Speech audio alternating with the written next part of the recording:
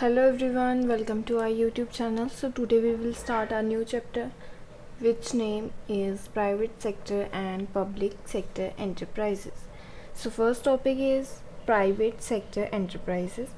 The undertaking on controlled and managed exclusively by individual or group of individuals are known as a private sector.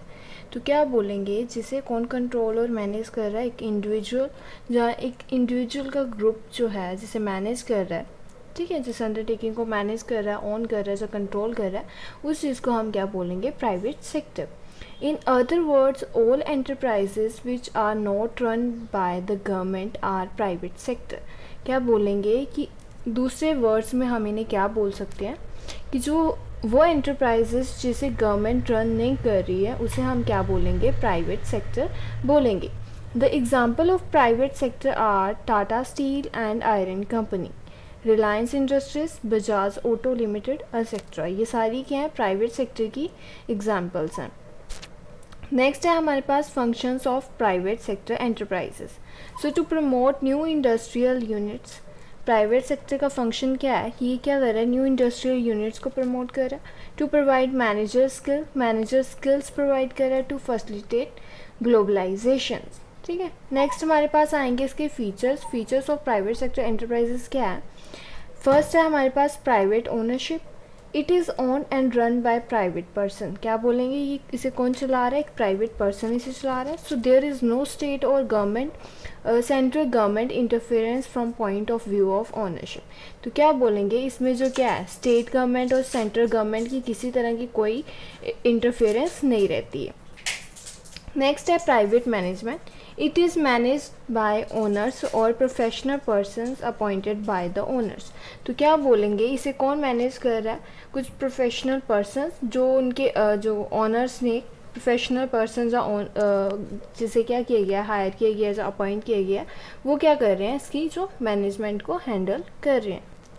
Next है हमारे पास profit motive. So the motive of undertaking private business is to earn profit.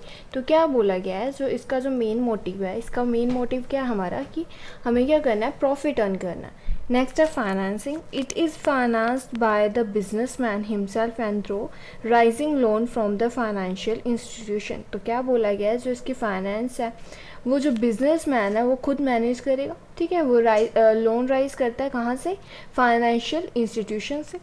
Next हमारे पास है meaning and definition of public enterprises. अब public enterprises क्या है, an industrial or commercial enterprises which is managed and controlled by the state for the welfare of the people is known as a public enterprises. तो क्या बोलेंगे, वो industrial और commercial enterprises जिसे कौन मैनेज और कंट्रोल कर रहा है, स्टेट कर रही है. ठीक है. किसके लिए, लोगों के वेलफेयर के लिए, उसे हम बोलते हैं पब्लिक एंटरप्राइजेस. सो नेक्स्ट है हमारे पास characteristics of public enterprises. First point है हमारे पास स्टेट ओनरशिप.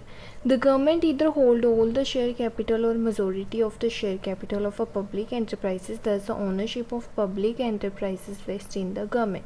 तो क्या बोला गया है कि जो गवर्नमेंट है वो क्या करेगी, जहाँ तो जहाँ सारे के सारे शेयर कैपिटल को होल्ड करेगी, जहाँ तो उसके पास क्या रहता है कि जो मेजोरिटी पार्ट रहता है जो शेयर कैपिटल का, वो उसके पास रहता है.